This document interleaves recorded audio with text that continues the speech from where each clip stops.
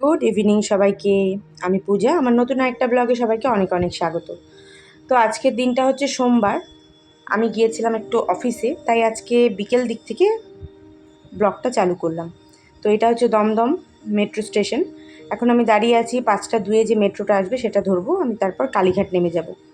ওখান থেকে মারা দাঁড়িয়ে আছে, মা আর আমার ছেলে, ওদেরকে নিয়ে আমরা যাবো আজকে বেহালায়। একটু মা কেনাকাটি করবে টুকটাক, সেজন্য। তো এই দেখো, কথা বলতে বলতে মেট্রোটা অলরেডি চলে এসছে। তো চলো এবার গিয়ে বসি। তো যেমনটা হয় আর কি, দমদম থেকে মেট্রো তো মোটামুটি ফাঁকাই থাকে, তো ভীষণ ফাঁকা ছিল। খুব সুন্দরভাবে একটা সিট পেয়ে যাই।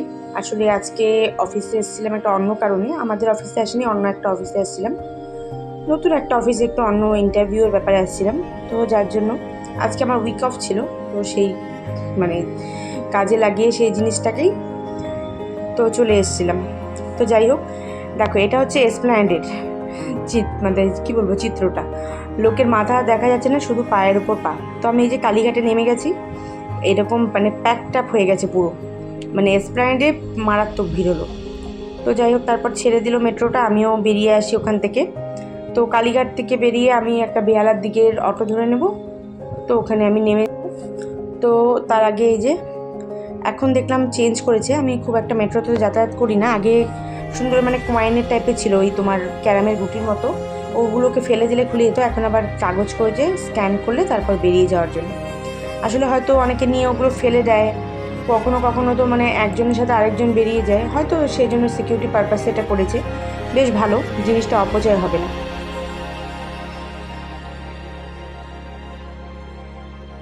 তো এই যে আমি প্রচণ্ড বিধ্বস্ত অবস্থা। যাওয়ার সময় আমাদের ওখানে প্রায় 2 ঘন্টা জ্যামে দাঁড়িয়েছিলাম। এতটা অবস্থা খারাপ ছিল, ভিডিও করার মতো তখন আর মেন্টালিটি ছিল না। তো এই যে আমি এখন অটোতে উঠে গেছি। অটো যেহেতু একা ছিলাম, যে কোনো একটা রানিং অটোতে তো উঠলেই হয়, তো উঠে গেছিলাম, সমস্যা হয়নি। মানে আমাদের ওখান থেকে আমার তারাতলা আসতে মোটামুটি 2 ঘন্টার মতো সময় লেগে গেছে, এতটা ভয়ঙ্কর জ্যাম। অনেক বছর পর এরকম জ্যাম হলো, মানে দুটো লোডের গাড়ি একদম গাড়ির রাস্তার উপর খারাপ হয়ে গেছিলো। পুলিশ কাজ করছিল, কিন্তু একটু তো সময় লাগবে, তাই না? তো সেই জন্য তো যাওয়ার পথে আমরা আর পাইনি। তো এই জায়গাটায় আমরা ক্রস করছি, এটা হচ্ছে আলিপুর। এই গাড়িগুলো যেদিকে গেল ওইখানটায় আলিপুরের পুজো হয়, তো ওইখানে ব্যানারটা দেখালাম। তাই এখানটা সুরুচি সংঘ, ভীষণ সুন্দর পুজো হয় একটা। আমরা পুজোর সময় এখানে ঘুরতে আসবো, অবশ্যই তোমাদের সাথে শেয়ার করব। তো এই যে মোটামুটি আমি চলে এসেছি। তো তারপর না আমি ওখান থেকে নেমে আমরা আবার অটোতে উঠি। মা ওরা আমার জন্য তারাতলায় দাঁড়িয়েছিল, ওখান থেকে এবার আমরা বেহালার দিকে যাচ্ছি। তো রাস্তায় গণেশ ঠাকুরের যে কত মূর্তি বিক্রি হচ্ছে, মানে এত সুন্দর করে সাজানো, কি ভালো লাগছে দেখতে। আর গণেশ ঠাকুরগুলো কি সুন্দর যে লাগছে, মানে খুব সুন্দর সুন্দর ঠাকুরগুলো। তো যাই হোক, একটা দিন বাদেই তো আর গণেশ চতুর্থী, আজকে সোমবার, মঙ্গলবার বাদ দিলে বুধবারই গণেশ চতুর্থী। তো সেই জন্য আর মার্কেট তো এখন মনে করো একটু কী বলা যায়, একটু ভিড়ভাড়টা থাকবেই। তার কারণে এই যে আমার ছেলে আর মা, কারণ পুজো তো অলরেডি মোটামুটি চলেই এসছে না, আর একটা মাস বাকি। তো মা আসছিল শ্রীহরিতে, শ্রীহরি থেকে মা একটা সবসময় পরার জন্য চেন নেবে, তো সেগুলোই মা দেখছিল। আমি বললাম এই চেনটা বেশ ভালো লাগছিল, মার আবার এটা ভালো লাগছিল না। মা বলছে না, এই এত ঝকমকো নেবো না, এর থেকে সিম্পল এটা নেব। তো এই যে মার হাতে যেটা ধরে আছে এটাই নিয়েছে মা, এর থেকে ওটা বেশি একটু সুন্দর ছিল। তো মা এটা যে পরবে তার নিজস্ব পছন্দে নেওয়াটাই বেটার না, তো মা এটা নিল। তার সামনে একটা এরকম সুন্দর মন্দির ছিল। এখানে তো অনেক নাইটি টাইটি বিক্রি হয়, যেমনটা বেহালায় মানে হয় সব জায়গাতেই। আর এখানে একটা গণেশ পুজোও হচ্ছিলো, খুব সুন্দর প্যান্ডেল হয়েছে। এখানে ইয়াররিংসগুলো দেখছিলাম, কিন্তু না এগুলো হুক সিস্টেম, আর আমার হুক সিস্টেম পরতে একেবারে ভালো লাগে না, তো সেই জন্য রেখে চলে আসি। এই দোকানটায় যাই, মা এখান থেকে ব্লাউজ আর সায়া কিনছিল শাড়ির সাথে ম্যাচিং করে। তো এত সুন্দর সুন্দর এখানকার কালেকশানগুলো না, 3 পিসের ভীষণ সুন্দর। তারপর একটু এগিয়ে যাই, এখান থেকে মোমো খাই আমরা। এটা হচ্ছে গন্ধরাজ মোমো ছিল, আমি আর ছেলে খেলাম। মা তো মোমো খায় না, তো মাকে দিলাম ফিশ ফিঙ্গার, আর আমি আর ছেলেও একটা করে খেলাম ফিশ ফিঙ্গার। তারপর খেলাম ফুচকা, মানে খেয়েই যাচ্ছিলাম একটার পর একটা। অফিসে গিয়ে না আজকে সেরকমভাবে কিছু খাইনি, তো একটা ভীষণ খিদে পাচ্ছিল, তো সেজন্য যা পাচ্ছিলাম তাই খাইছিলাম প্রচণ্ড। আর তাছাড়া ছিল প্রচণ্ড গরম, মানে যেমন রোদ উঠেছিল একদিকে তো ভালো, কিন্তু গরমটা ছিল ম্যাক্সিমাম, মানে নেওয়া যাচ্ছিল না। তো মনে হচ্ছিলো খালি জল বা লিকুইড টাইপের খাই। ফুচকা খেতে গিয়ে ফুচকালা থেকে অনেকবার জল নিয়ে খেয়ে নিয়েছি। তো মা এখান থেকে ঠাকুরের জামা দেখছিল, এখান থেকে সেদিনে জন্মাষ্টমীর আগে এসে আমরাও নিয়ে গেছি। বেশ ভালো ওনার দোকানের কালেকশানগুলো। তো মা সেগুলোই দেখছিল। তারপর ওখান থেকে বেরিয়ে আমরা চলে আসি বেহালার লক্ষ্মীবাজারে। এখানে ঠাকুরের খুব সুন্দর সুন্দর জিনিস পাওয়া যায়, যেগুলো মনে করো মানে হাতের কাছে কোনো দোকানে যদি না পাও, এই লক্ষ্মীবাজারে পাবেই পাবে। আমরাও ঠিক জানতাম না, আগেরবার ওই ছেলের ভগৎ সিংয়ের সেই মোচ কেনার জন্য এসে আমরা জানতে পারি। তারপর এই দোকানটায় ঢোকা হয়।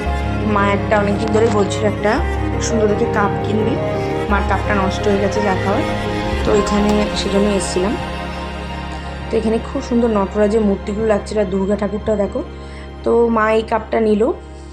আর এখানে দোকানটার মধ্যে না মানে ডিনার সেট বলো বা বোলগুলো ভীষণ সুন্দর ছিল, বেশ ভালো লাগছিল। আর রাস্তায় বেরিয়ে দেখি এত সুন্দর করে লাইটিং, দেখে মনে হচ্ছে যেন পুজো পুজো চলে এসছে। তো তারপর আমরা তারাতলা পৌঁছে যাই। অটো করে তারাতলা এসে এখান থেকে আমরা হেঁটে অটোর লাইনে দাঁড়াতে যাব, তখন একটা ট্যাক্সি পেয়ে যাই, শাটেলে যাই। তো শাটেলে আমরা ট্যাক্সি করে বেরিয়ে আসি ওখান থেকে, কারণ অটোর লাইন বিশাল লম্বা থাকে, একটু ভাড়াটা বেশি পড়ে ট্যাক্সিতে, তো ঠিক আছে। নাহলে ওই মানে প্রচণ্ড ভিড় পড়ে যায় ওইখানটা, দাঁড়ানোটা ঠিক মানে কী বলবো, অনেকটা সময় 1 ঘন্টা প্রায় লেগে যেত হয়তো। সেজন্য চলে এলাম। আর এই প্যান্ডেলটা দেখছো, এটা কিন্তু দুর্গাপুজোর প্যান্ডেল, সেই জন্যই মানে কাভার করলাম। কী যে মজা, মানে এত বড় হয়ে গেছে তবুও পুজোর বাজার মানে মার্কেটিং বলো আর প্যান্ডেল দেখলেও ভীষণ সুন্দর লাগে।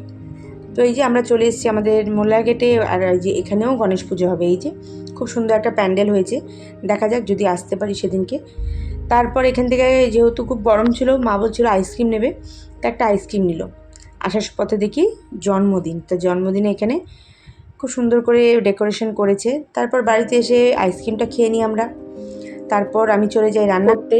তো এই ছিল রাতের খাবার আমাদের। এসে রান্নাবাড়ি করলাম, তখন আর রান্নাবাড়ি করে না, তখন আর ভিডিও করিনি। আমার আর ইচ্ছে করছিল না, সারাদিন মানে এত এসে গেছে না, ভালো লাগছিল না। মানে আমার তো মনে করো বাইরে গিয়ে কাজ করে অভ্যাস নেই, আমার তো ওয়ার্ক ফ্রম হোম না, খুব অভ্যাসটা খারাপ। বাইরে গিয়ে একেবারে করতে পারে খুব কষ্ট হয়। যারা বাইরে গিয়ে রেগুলার করে তাদের মানে হ্যাটস অফ। তো যাই হোক, আমি রাতের বেলা ওই নর্মাল একদম সেদ্ধ ভাত করলাম, আলু সেদ্ধ আর ডিম অমলেট। ডাল ছিল আগের থেকেই, কিন্তু ডাল যেহেতু আমরা খাই না, আমরা নিই, তো বাকি সবাই ডাল খেয়েছে। তো আমরা ওই সেদ্ধ ভাত মানে আমার খুব একটু ঝাল ঝাল করে আলু সেদ্ধ দিয়ে খেতে ইচ্ছা হচ্ছে, বেশ ভালো লাগলো খেতে। তো এখন এই যে 11টা বাজে, কালকে পুরো আগে পরীক্ষা আছে, ও বাংলা পরীক্ষা কালকে। ওর শরীরটা এখন আগের থেকে অনেকটা ভালো আছে, তুলসী পাতা খেয়ে খেয়ে অনেকটা উপকার হয়েছে। তো এখন আমাদের কিন্তু ঝাড়ঝাড়া করা কমপ্লিট। দেখ, তো ভিডিওটাকে আজকে এখানেই শেষ করছি। যার এই ভিডিওগুলো আমি ঠিকঠাক করে দিতে পারছি না, মানে কয়েকদিন ধরে এতটা কী বলবো, শিডিউলটা সব উল্টো পাল্টা হয়ে গেছে। যাই হোক, কালকে থেকে আবার লাইনে আসবো, মানে করে ভিডিওগুলো আমি যেমন আগে দিচ্ছিলাম সেভাবে দিতে পারি, কোনো সমস্যা না হয়। তো যাই হোক, ভিডিওটাকে এবার এখন শেষ করছি। ভালো লাগলে অবশ্যই লাইক করো, আমার ভিডিওগুলো ভালো লাগলে আমার চ্যানেলটাকে সাবস্ক্রাইব করতে পারো। দেখা হবে আবারও একটা নতুন ব্লগে। ততক্ষণ সবাইকে গুড নাইট, টাটা, সবাই ভালো থেকো, সুস্থ থেকো।